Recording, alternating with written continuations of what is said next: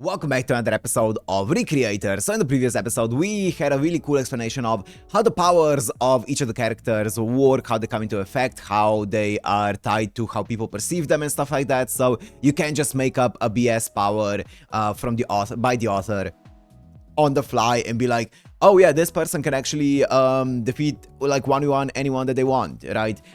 So they can't do that. They can just change their kit and stuff like that and add them, like have them just have the most broken ability on the fly because they want them to win here in this battle, which is a really cool restriction, right? It's all based on people's perception of the character and stuff, which is cool because we also do know that all the characters so far that have materialized here have been popular characters, right? Which makes me very interested as to who the villain is, because if all of the other characters are kind of like from popular shows that are known by the public, why does no one know who the villain is? I wonder if there's anything there, or if it genuinely is a coincidence that she just happens to be from a story that no one from our group knows about. That's also possible, but we'll see. We will see what that's all about, right? Also at the end of the episode, talking about the villain, we saw her talking about some sussy things, and it was, let me bring my notes, the magical girl Mami. Where are my notes for this? I think it's here. Is it Mamika? It is Mamika. So yeah, she was there as well, listening in on the villain. So we'll see where it's all going to go. Also, we teased a bit of a maybe possible, I was gonna say reunion. It's not really a reunion, but meeting with Meteora's creator. So let's see. So if you wanna watch this, Uncut Unblurred, as always, on Patreon in the description, and let's go into Recreators, episode 4.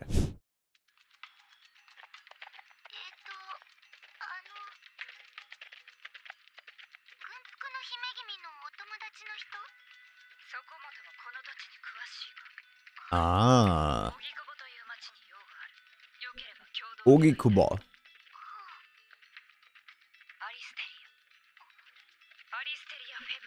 Alisteria February.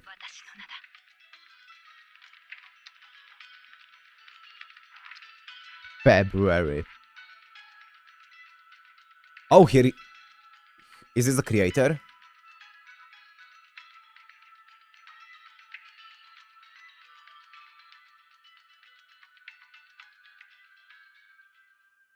Uh-oh.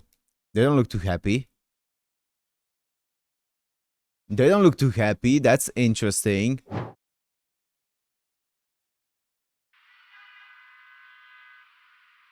What's happening? We don't get to hear anything here. It seems like the meeting didn't go too well.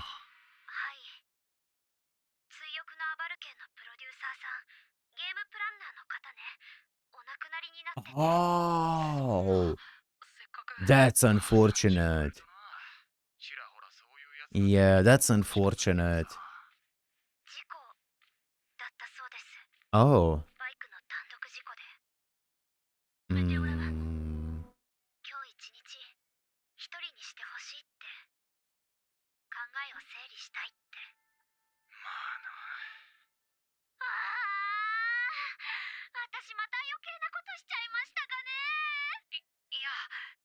No, I think it's good that she knows. She's just gonna need some time to take it in.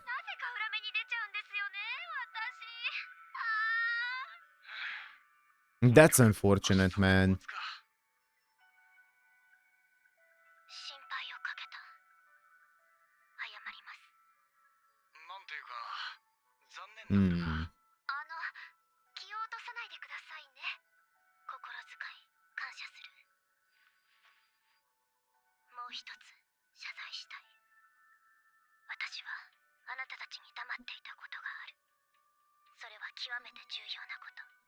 What's up?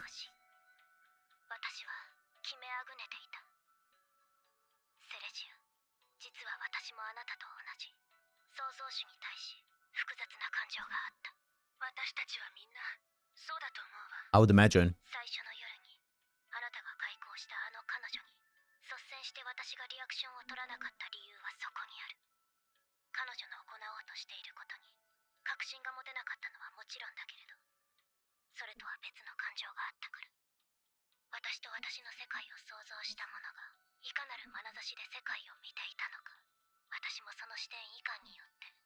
の世界に対する姿勢を決めようと考えていた。いい加減でも性格の悪い人間でも私は構わない。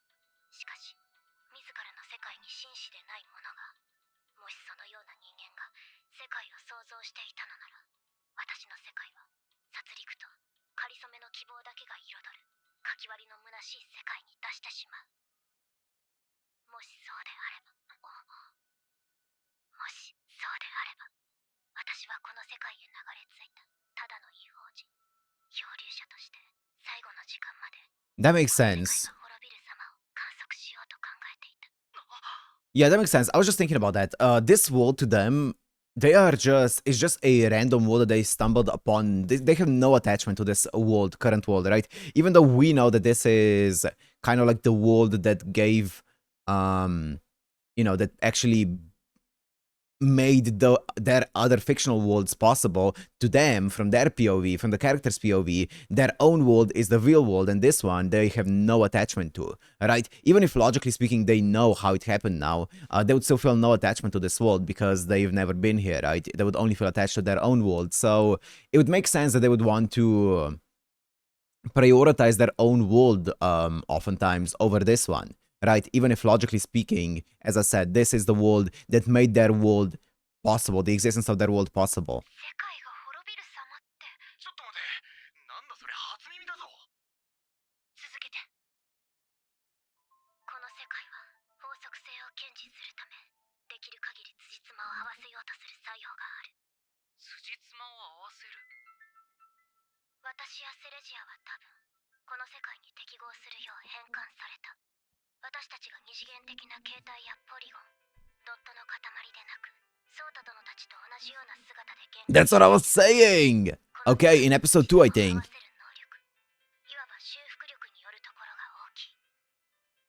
だけれど、この世界に矛盾極まるあまたの物語世界を衝突、融合させ、無事で済まされるほどの弾力があると私は思っていない。私とあなたたちが That makes sense. 干渉し合っているのも、実はネガティブな状況を生む可能性をはらんでいる。That makes sense. 何を言っているのかよくわからない。It can start affecting the world, right? 何かまずいんですか？要するにだ。この世界にいないはずの人間が何かしているだけで、いちいちこの世界は辻褄を合わせなきゃいけない。そういうことだろ？そう。しかも私たちは見ての通り、この世界に存在しない物理法則を無視した能力をそのまま持ち越している。Mm-hmm. 世界の辻褄合わせが間に合っていないのか、世界の衝突が予想を超えて影響しているのか。Yep. とにかく世界に対して私たちが集まり結託して、 The collateral. 世界の衝突が続けば、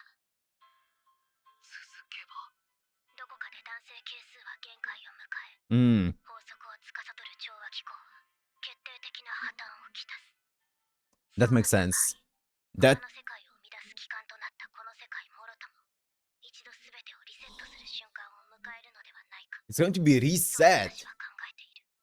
リセット。 To when? 私はそれを仮に大崩壊という。 You think the entire world is going to reset to like what? The beginning of the Earth? スースは感じてたけど、やっぱりそういうことだったのね。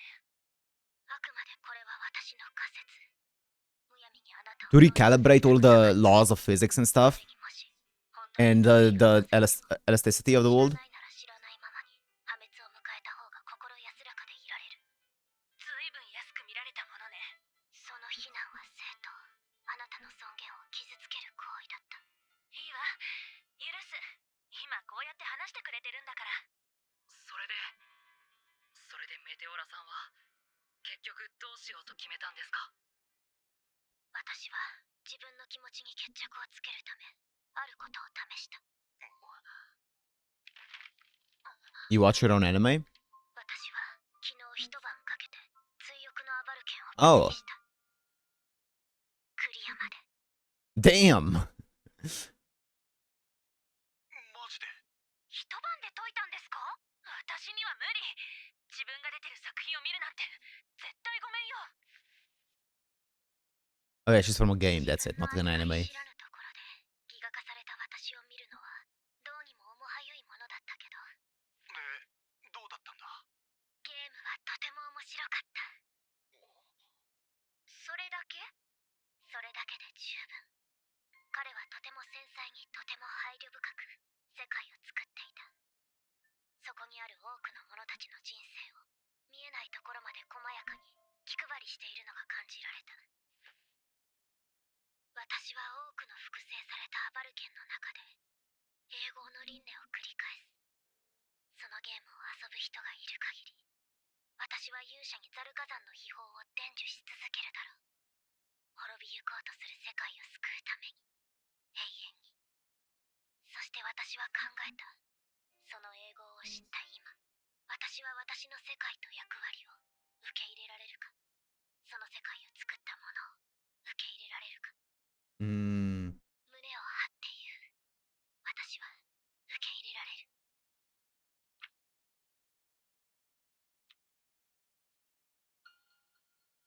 私の創造主が私に、いや、私の世界に託したものは、私が信じるに値う価値があった。それがただの遊興であったとしても、込めたものは変わらない。彼は確かに私の世界を愛していた。そしてその世界を外側から楽しむ者たちも同じく愛していた。ならば、私は彼の愛したものを守りたい。この事態が彼女か、いや、他の何かの意図にとらわれていたとしても、私の結論として、世界の衝突を防ぎ、全てを核あるところへ戻す。Wow! 私がアバルケンで滅び She's choosing to protect the sword. つなぎ止めようとしたように。よかった。おかえり、メテオラ。I like that. She had to go through a lot to come to this kind of conclusion, which makes sense, right? It's not an easy one. 失礼。寝食を忘れてプレイに没頭していた。少し早いけど夕食を希望したい。ピザでいいか。 Huh. たとえ安世界が And sushi. でもとりあえず腹は減るよな。ガリー、いります？ツーンときた、ツーンときた。わさび抜きって頼んだのにもう。もちもちモッツァレラと熟成サラミの山盛りピザを一切れ。その大はい。大崩壊、それが彼女の軍服の姫君の目的なんですか？彼女の行動に理屈を求めるとすれば、最適解はこれしかない。Yeah, that makes sense. そんなことしたら、その彼女とやらも全部札幌。一緒に消えるんだろ？動機の設定が矛盾 The して Pocky? それ The Pocky game? はい。彼女の物語世界だって無事じゃ済まないでしょうし。Meteora wins. その彼女って人がそんなことどうでもよかったとしたらどうでしょうか？どういうこと？要はこっちの世界にも、そして自分自身 Yeah. にも執着がないっていうか、要するにいつ死んじゃっても構わないって本気で思っている。Oh. 一心中上等ってか。良くも悪くも創作のキャラクターというのは分かりやすく誇張されているもの。私やセレジアもその影響は否めない。それはま、普通に書いてもつまんねえしな。普通でなくてすみませんでしたね。だけれど破綻した思考という設定を持つ人物であれば、私にしたような回りくどい提案をするとも思えない。彼女の物腰や態度、それと口調には奇妙な誠実さがあった。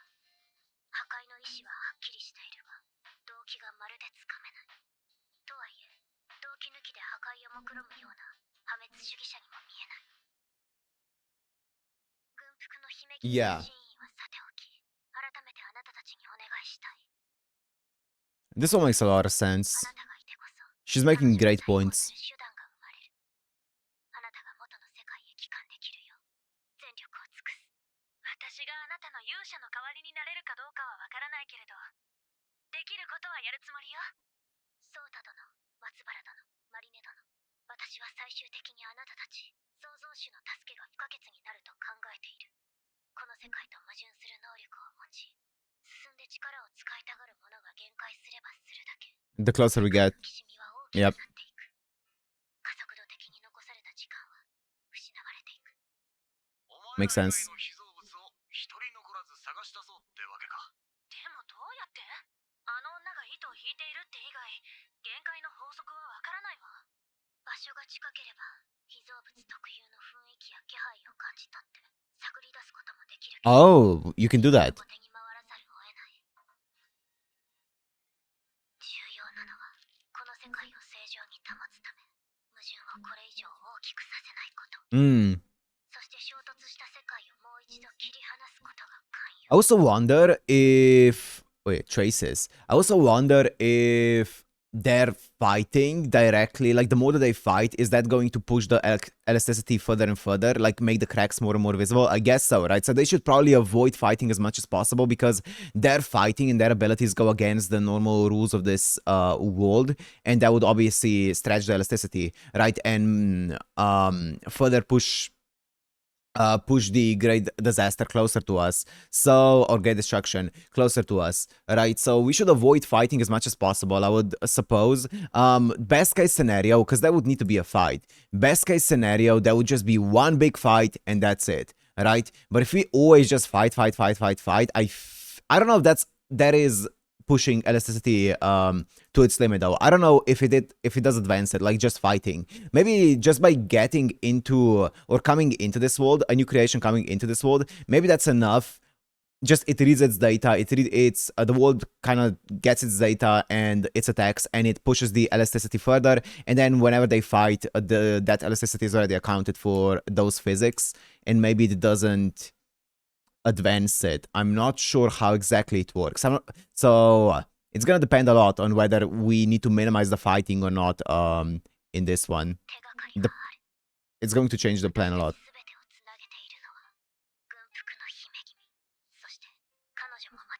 Creates.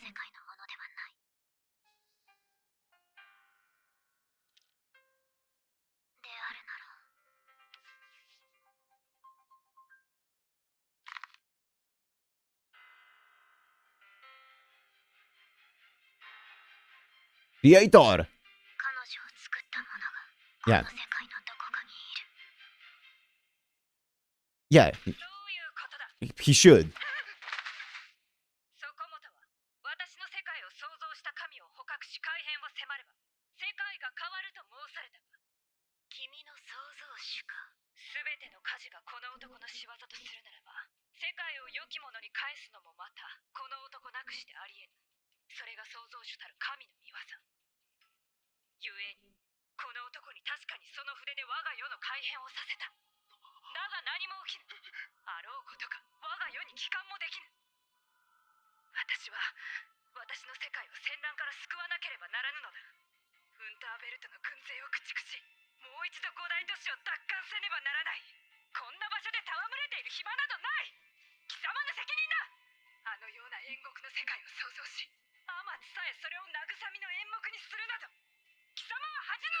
うん。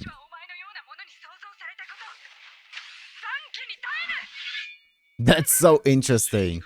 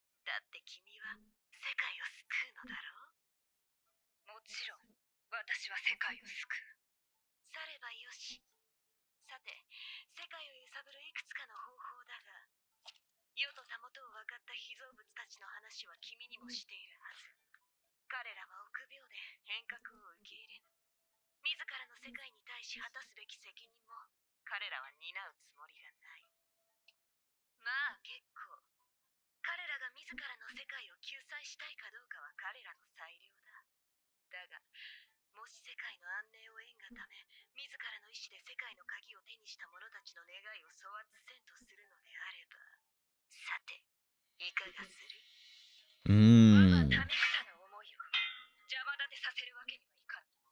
そうあっていただければ助かる。この世界の存在さえ知らぬまま、使命のために戦わざるを得ない者どもに、しるべの明かりを灯し導くのが世の役割。この世界の神々に翻弄される者どもは、創作の数だけいるのだからな。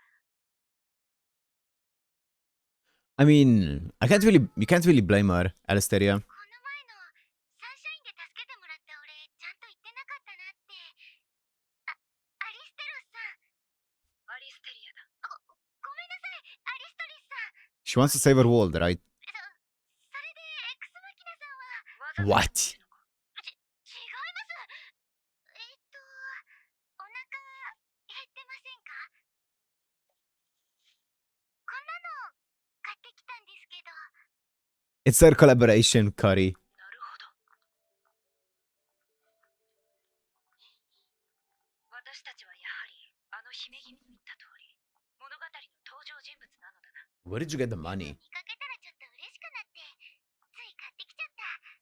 他にもあるよ。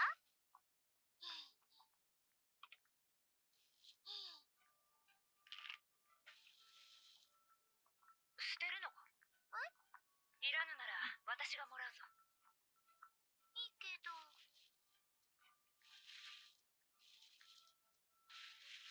よくできた袋だ。なんだ？これとて何かに使えよう。なんだかおばあちゃんみたい。 I wonder if her, in her world, she, like, crafts stuff and shit. So she needs every single ingredient that she can get. 私は後でよい。一緒に食べるから美味しいんだよ、アリスちゃん。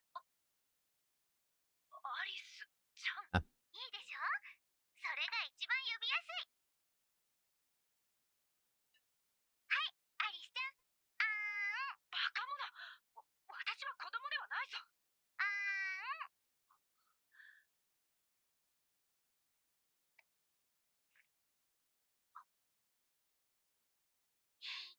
ね、美味しいでしょ？すっごい美味しい。やっぱり一緒に食べるからだよ。いつかみんなでこうやって楽しくカレーを食べ Oh, also, they were mentioning this earlier. I forgot to talk about it. They were mentioning it earlier. They were mentioning how when they came from their own world to this world, they had to be translated from like pixels and 2D graphics and stuff into this world's, a normal human look, which is really cool, right? Because I was mentioning that I think in episode 2, how that entire thing works. I didn't expect them to actually go into it, but here they did go into it, how they were translated into this world's humans, right? The same way that Sota is, which is cool. They did address that. 軍服の姫君の話、聞いていたのか？あの人たちとまた戦うことになるのかな。彼らがそのように相対するのであれば、ただ剣を交えるのみ。世界の救済こそ我が悲願。塞げるものならば容赦せん。I mean, they prioritize their own world over this world, right? Which is understandable. It's hard to blame them. はい。もしもし、松原さん。僕です。スタジオアバンの中野金です。おお、久しぶり。どうした？久しぶりです。こちらこそ。すいません。今、時間あります。ですね。頭おかしくなったとか思わないでほしいんですけど。Oh, he made his own creation? 誰が出たんだ？お前んとこに来たのは、どの作品のどのキャラだ？よかった。もうどうしようかと思って。Nice. わかるわ、その感じ。松原さんも。俺もその厄介事に巻き込まれてんだ。現在進行形で。マジですか？マジだよ。そっちは誰が？それは後だ。お前の方は？僕んとこのキャラです。ていうか、僕が最近脚本やった。I did a script. お前が最近やったのって。おい、まさか。そうです。無限神器モノマギアの主人公が。だけじゃないんです。あいつが乗ってるギガスマキナも。はあ？あの巨大ロボもか。とりあえず彼に言って僕の地元家の近所にある野球場に退避させました。 Is it a mecha? 彼はカノやルイはそこに Rui Kanoya. Oh. He looks like a Darling in the Franxx character.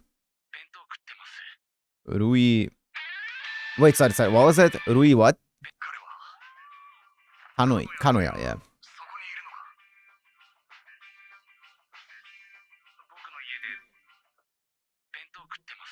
If so, I want to protect what he loved. Okay. Okay. We got a new character showing up. We have a new character and a new creator showing up here. Rui Kanoya. And it seems like he is a mecha pilot, right? Which is going to be a hype. So finally, a mecha character shows up. So that's gonna be interesting to see, right? But some really good points made here by Meteora. I really like the way that she speaks. I think she was spitting facts, actually. She was spitting facts.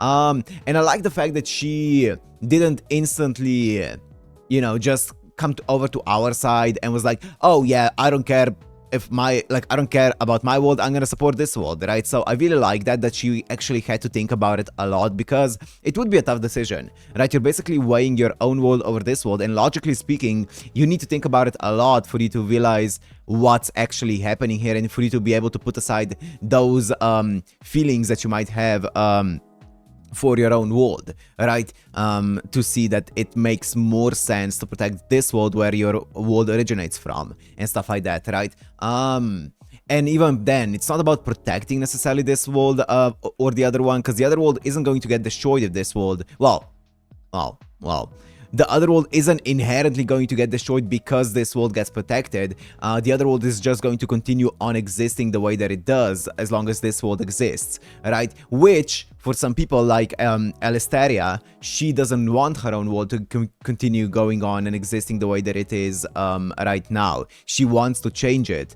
right? Which makes sense. Once again, if the world is a tragic world that's always riddled with war and stuff, then obviously she's gonna want to change that, right? She's gonna do anything she can to change that. But for someone like, let's say, Celicia, and even maybe Meteora, I don't know exactly how their world is, but I'm guessing they are not tragic heroines who are trying to save their own world from like disaster and stuff like that, right? In the story. So they would have a different outlook on the entire thing. It's gonna fully depend on the story, right? Also, I really like the idea of Alistaria being like, how you must be twisted to create a world that is riddled with war and this miserable, right? Because you can think of so many stories that if the main character actually came to life or came to our world, they would absolutely despise their creator because of how, like, what kind of story they put them into, right? What they did with their world. You can think of countless shows, games, books, whatever you want, right? Where that would happen. So yeah, that's really interesting. I am curious to see about what, as I said earlier, I wonder about the entire elasticity and battle correlation, right? So the more that they battle, is that gonna be a bad thing? I would guess purely off of gut feeling, yes. I would guess that battling and going against the laws of physics, even though you've done it before, is going to keep adding onto the cracks of the elasticity of the world, right? Until it eventually breaks. So I'm guessing we need to minimize the fighting that we do, right? We need to keep it to a minimum. We need to come up with a plan of how we can somehow, I don't know, how we can somehow find the creator of the villain, the main villain here, and then go from there, right? Because that would be the best way possible, is to go through the human side of things as opposed to the creation side of things, because I should say how we can go through the creator side of things as opposed to the creation side of things, because that is going to require the least fighting, right? So that means the least increase in elasticity. That's going to be awesome. I'm excited. I am very excited. They gave us some really cool nuggets of world building and planning here, so I'm excited. But for now, I'm gonna end it here. Hope you guys enjoyed. If you did, make sure to like and subscribe, and I'll see you in the next one. Peace.